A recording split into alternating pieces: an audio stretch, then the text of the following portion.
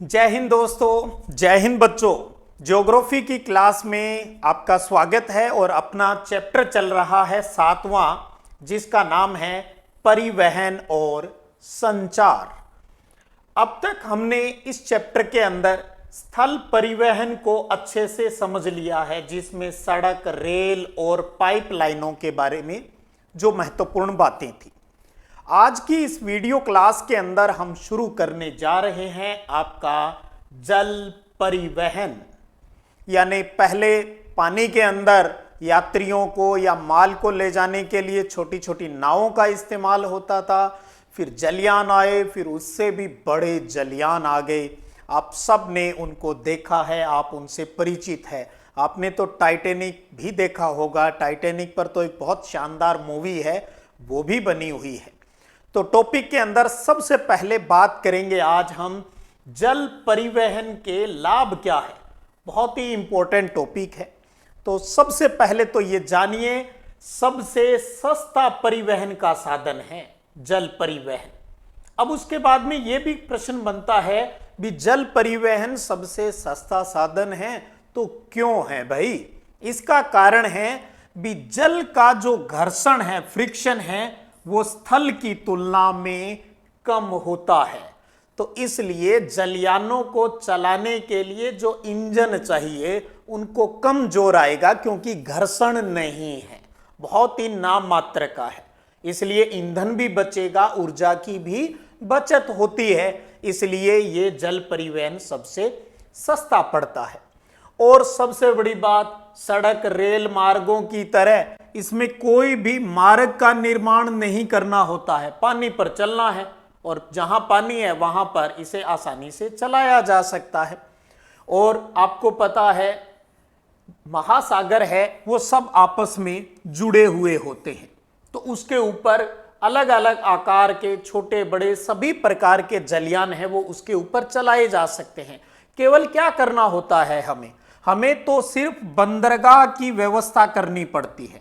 बंदरगाह, जिसके लिए आप हिंदी में शब्द यूज करेंगे पत्तनबी, बस इनको विकसित करना होता है। जैसे जहां बस आकर रुके, हम उसके लिए बस स्टैंड, यात्रियों के बैठने के लिए सारी व्यवस्था करते हैं। जहां ट्रेन आ जाती है वहां रेलवे स्टेशन बना दिया जाता है। जहां एरोप्लेन की बात आती है वहां एयरपोर्ट बना दिया जाता है। तो पानी के बड़े जहाजों से माल या लोगों को उतारने और चढ़ाने की जो जगह तैयार होती है, चाहे वो नेचुरल रूप से हो जाए और या हमें उनको विकसित करना पड़े, तो वो कहलाते हैं पत्तन, यानी बंदरगाह कहलाते हैं। अब जब जलयान आ गया भी, ये हमने एक पत्तन बना लिया, यहां पर एक जलयान आ चुका है, तो यहां पर जो भी यात्री या माल है उतार चढ़ाने का काम हो जाएगा। फिर अभी इसको लोड नहीं किया गया है तो इसको यहां से हटाना पड़ेगा, क्योंकि यहां पर कोई दूसरा जलयान आएगा। तब हम क्या करेंगे, इसको किसी दूसरी जगह पर जाकर उसी के आसपास हमने एक एरिया डेवलप कर लिया जाता है, जहां पर उस जलयान को रोक दिया जाता है। और उस जगह को कहा जाता है हार्बर, यानी पोताश्रय कहा जाता है। तो यह भी समझिएगा पत्तन क्या होते हैं और पोताश्रय है वो क्या होते हैं। जहां माल चढ़ाया और उतारा जाता है वो पत्तन है, और माल चढ़ाने और उतारने के बाद उसको आराम करने के लिए, भैया तू भी आराम कर ले, जहां रोका जाता है, उन्हें रस्सियों से बांधकर रोक दिया जाता है, वो जगह पोताश्रय कहलाती है। तो बस इसकी व्यवस्था हमें करनी पड़ती है।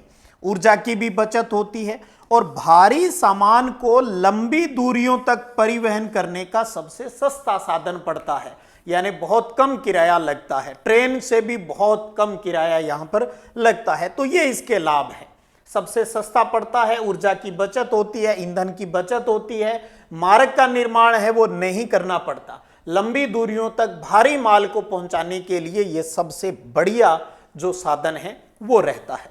तो चलिए, ये तो इसके परिवहन के लाभ की बात हो गई। अब क्या है, इस जल परिवहन को हम दो हिस्सों में बांटकर पढ़ेंगे। एक हिस्सा है इसका अंतःस्थलीय, अर्थात हम बात करेंगे आंतरिक जलमार्गों की, जिसमें हम झीलों, नदियों और नहरों की बातें करेंगे, जिनके माध्यम से हम परिवहन करते हैं। और दूसरा आता है सागरीय और महासागरीय मार्ग, यानी बाहरी जो प्रमुख समुद्री महासागरीय जो मार्ग है। आज की इस क्लास के अंदर हम यहां से स्टार्ट करेंगे।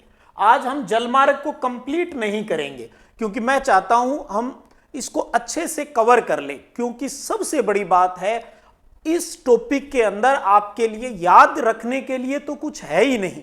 एक दो कोई लाइन मुश्किल से याद रखनी पड़े और बाकी काम सिर्फ और सिर्फ समझने का है। तो इसलिए बस होशो हवास में रहना है, जागते हुए रहना है। तो ध्यान से चीजों को समझना है और मैप की सहायता से तो बहुत आसानी से चीजें समझ में हैं, वो आ जाएगी। तो आज हम इस महासागरीय जो समुद्री जो जलमार्ग है उनको अच्छे से जानेंगे। अगर आप स्क्रीनशॉट लेना चाहें जल परिवहन के लाभ का तो आप ले सकते हैं। चलिए स्टार्ट कर लेते हैं प्रमुख समुद्री जलमार्गों को। तो उसके लिए आपको सबसे पहले महासागरों जो है उनकी लोकेशन पता होनी चाहिए। हमें जिन महासागरों की आवश्यकता पड़ेगी वो एक तो है प्रशांत महासागर, अटलांटिक महासागर और हिंद महासागर, इंडियन ओशियन। ये तीन वो महासागर है जहां से जलयान हैं वो ज्यादा चलते हैं। आपको महासागरों के बारे में अच्छे से जानकारी है, पूर्व में हम चर्चा कर चुके हैं। इसके अलावा हमें जरूरत पड़ेगी, जो शब्दावलियां आएगी वो है मेडिटेरियन सी का बात आएगी, जिसे हम कहते हैं भूमध्य सागर। ये यहां पर भूमध्य सागर है यूरोप और अफ्रीका के बीच में। और इसके अलावा आपको जरूरत पड़ेगी दो नहरों का उल्लेख आएगा। एक नहर है यहां पर पनामा शहर के अंदर जिसका नाम है पनामा नहर, और एक है यहां पर भूमध्य सागर और लाल सागर के बीच में यहां है स्वेज नहर। हम इन दोनों नहरों के बारे में अलग से भी एक वीडियो बनाएंगे क्योंकि ये बड़े प्रश्न के रूप में इंपॉर्टेंट रहती है, तो इसलिए इनसे जुड़ी हुई बात हम अलग से कर लेंगे।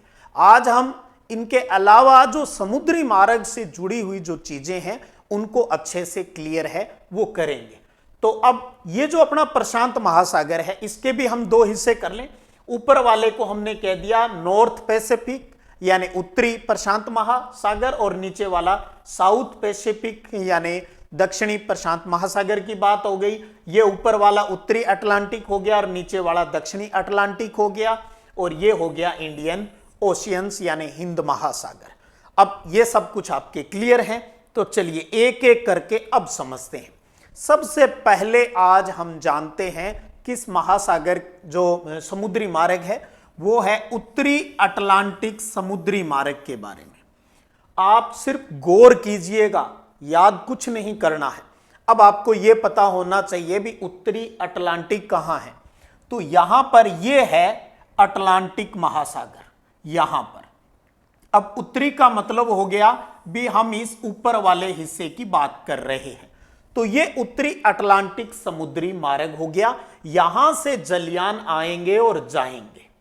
तो आप गौर कीजिए ये किसी भी महाद्वीप के किन क्षेत्रों को आपस में जोड़ेगा ताकि आसानी से इनके बीच में व्यापार हो सके। जो इलाका जिस चीज के लिए प्रसिद्ध होगा वो अपने देश के अंदर बनी हुई चीजों को दूसरे देशों के अंदर भेजेगा। क्योंकि ये साधन सस्ता पड़ता है इसलिए इसका इस्तेमाल है वो भारी चीजों को भेजने के लिए किया जाता है। तो देखिए अब ये उत्तरी अटलांटिक महासागर हो गया, तो यहां से जो जलयान गुजर रहे हैं हमने उसको उत्तरी अटलांटिक समुद्री मार्ग कह दिया। जो किसको जोड़ रहा है, ये यहां पर है अपना अमेरिका, तो इसका मतलब अमेरिका को पश्चिमी यूरोप से जोड़ रहा है। ये पश्चिमी यूरोप हो गया, ये अमेरिका हो गया। तो अमेरिका और पश्चिमी यूरोप को जोड़ने वाला यह समुद्री मार्ग है, और ये वो समुद्री मार्ग है जहां से 25% है वो विदेशी व्यापार होता है। यानी 1/4 जो विदेशी व्यापार इंटरनेशनल जो ट्रेड होता है वो इसी उत्तरी अटलांटिक समुद्री मार्ग से होता है। और एक बात ये ध्यान रख लीजिएगा, मैंने कहा 2-3 बातें याद रखनी है। एक बात ये याद रख लें आप उत्तरी अटलांटिक समुद्री मार्ग के लिए। दूसरी आपको ध्यान में ये रखना है ये सबसे बीजी मार्ग है, सबसे व्यस्त, ये विश्व का व्यस्ततम समुद्री मार्ग है, इसलिए इसे वृहद ट्रंक मार्ग है वो कहा जाता है। तो वृहद यानी बड़ा, बिग ट्रंक जो मार्ग है वो कहा जाता है किसको? उत्तरी अटलांटिक समुद्री मार्ग को। किसको जोड़ता है? अमेरिका को पश्चिमी यूरोप से, और अमेरिका का भी कौन सा हिस्सा? पूर्वी अमेरिका, उत्तरी पूर्वी अमेरिका को पश्चिमी यूरोप से जोड़ता है। इनके बीच व्यापार होता है इस समुद्री जलमार्ग से। 25% व्यापार यहां से होता है, दुनिया का सबसे ज्यादा, और यहां पर सबसे ज्यादा जलयान चलते हैं, सबसे बिजी जो सिस्टम यहां का रहता है, इसलिए इसको वृहद ट्रंक मार्ग है वो कहा जाता है। अब आप सोचिएगा, याद रखने वाला तो कुछ है नहीं, बस लोकेशन मैप के अकॉर्डिंग आपके दिमाग में रहना चाहिए, और सबसे बड़ी बात महासागरों की आपको जानकारी है तो प्रॉब्लम है ही नहीं। चलिए अब बात करें दूसरे की, और दूसरा है दक्षिणी अटलांटिक समुद्री मार्ग। अभी अभी हमने इसके इस एरिया की बात की, हम लगे हाथ अब नीचे वाले एरिया की बात कर लें। यह क्या है? दक्षिणी अटलांटिक समुद्री मार्ग है।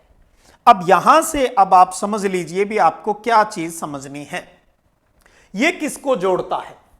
अब यहां इस इलाके में पानी के जहाज चलेंगे तो कहां से आ सकते हैं? इस पश्चिमी यूरोप से आ सकते हैं, इधर दक्षिणी अमेरिका के अंदर। इधर बात करें पूर्वी अमेरिका से भी इस साइड में यहां पर जलयान आ सकते हैं, और यहां ये जो अपना पश्चिमी अफ्रीका है यहां से जलयान इधर आ सकते हैं। तो आप क्या देख पा रहे हो? पश्चिमी यूरोप, पश्चिमी अफ्रीका और उत्तरी पूर्वी अमेरिका को किससे जोड़ा जा रहा है इस मार्ग से?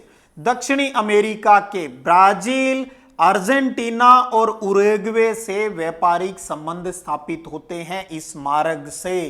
कौन सा मार्ग? दक्षिणी अटलांटिक समुद्री मार्ग से। और एक चीज और है, यहां पर जो जलयान है ना इस इलाके के अंदर, वो बहुत ही कम चलते हैं। अब इसका भी अपना एक कारण है भी, कम क्यों चलते हैं?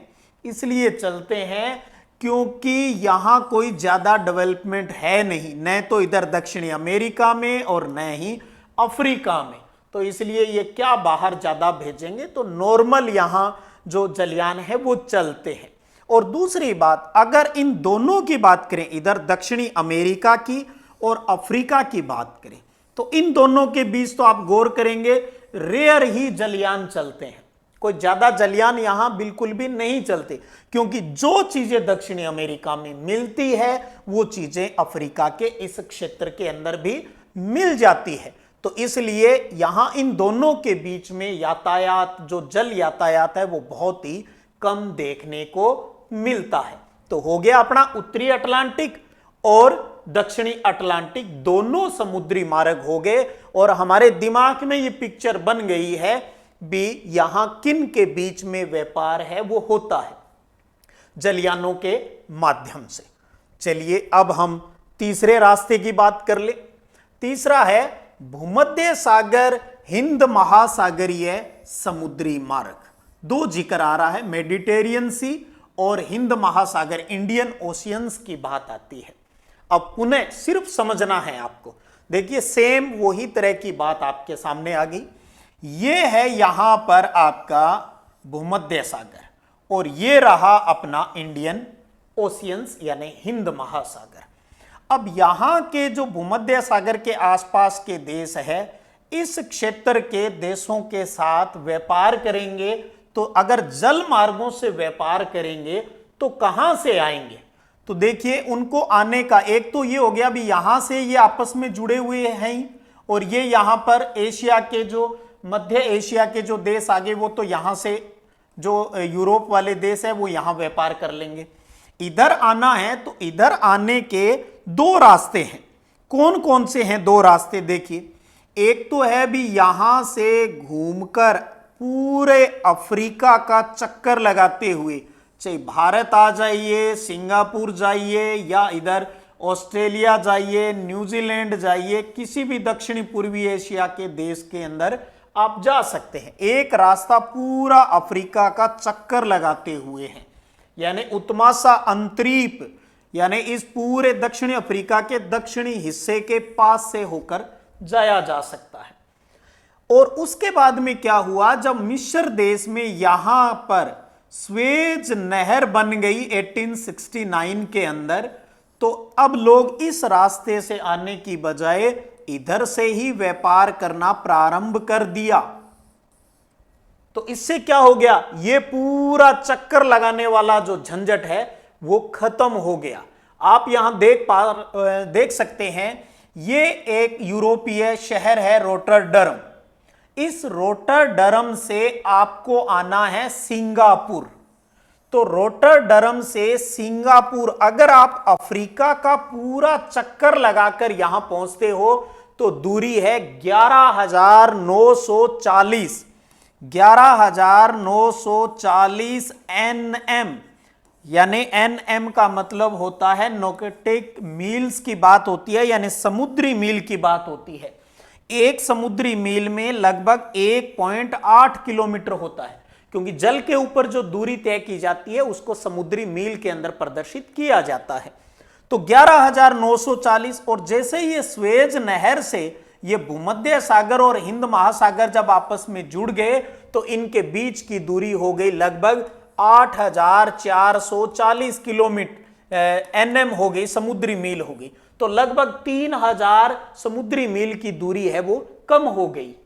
तो अब आपको कोई इसमें याद कुछ नहीं करना है, इसमें बस आपको समझना है। कई बार इसी बात को एग्जामिनर थोड़ा सा घुमाकर प्रश्न के रूप में पूछ लेता है और प्रश्न अपने आप आपका क्लियर हो जाएगा भी किस रास्ते से किस प्रकार की बात कर रहा है। अब उसके बाद में यहां पर एक और है, और वो है अपना ये उत्मासा अंतरीप समुद्री मार्ग। इसकी अगर हम बात करें तो देखिए, उत्मासा अंतरीप समुद्री मार्ग ये रास्ता है।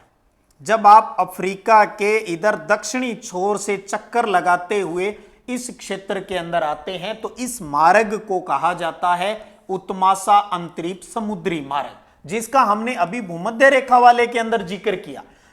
भूमध्य सागर से अगर आप इस रास्ते से आते हैं तो यह रास्ता क्या है, उत्मासा अंतरीप है। इस क्षेत्र के अंदर आएंगे तो ज्यादा लंबी दूरी है वो तय करनी होती है। और ये किसके मध्य संबंध बना रहा है, पश्चिमी यूरोप से यहां व्यापार हो सकता है, पश्चिमी अफ्रीका, दक्षिणी अफ्रीका, इन सब से होता हुआ एशिया, दक्षिणी पूर्वी एशिया और ऑस्ट्रेलिया यानी ओसेनिया के बीच जो व्यापारिक संबंध है वो स्थापित हो जाते हैं। जलयानों के माध्यम से यहां परिवहन का काम है वो हो जाता है। फिर आपको यह भी क्लियर हो गया, जैसे ही स्वेज नहर यहां पर खुल गई तो अब देखिए इधर पश्चिमी यूरोप के लोग ये घेरा डाल के इधर से क्यों आएंगे, तो वो उन्होंने स्वेज नहर से ही इधर आना है वो प्रारंभ कर दिया। पहले एक लाइन आप बार बार पढ़ेंगे अपने बुक्स के अंदर कि लिवरपूल, यहां पर है इंग्लैंड के अंदर लिवरपूल। लिवरपूल से अगर आपको आना हो कहां, कोलंबो। कोलंबो कहां है, श्रीलंका के बीच। तो दो रास्ते हो गए ना, या तो स्वेज नहर होकर आ जाइए और या उत्मासा अंतरीप से मार्ग से होकर आ जाइए। कौन सा नजदीक पड़ेगा, सीधी सी बात है स्वेज नहर वाला है वो नजदीक बनेगा। तो स्वेज नहर बनने से भूमध्य सागर और हिंद महासागर वाले एरिया के अंदर और जो व्यापारिक संबंध है वो ज्यादा मजबूत हो गए, क्योंकि जलयान इधर से निकलने हैं वो स्टार्ट हो गए।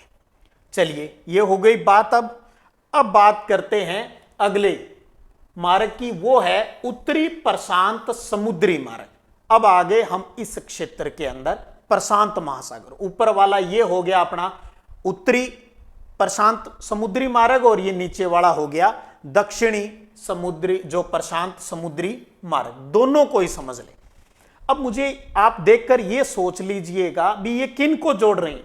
इधर ये है अमेरिका, ये है दक्षिणी अमेरिका, और इधर ये क्या हो गया, ये है एशिया, और इधर ये हो गया ऑस्ट्रेलिया यानी ओसेनिया।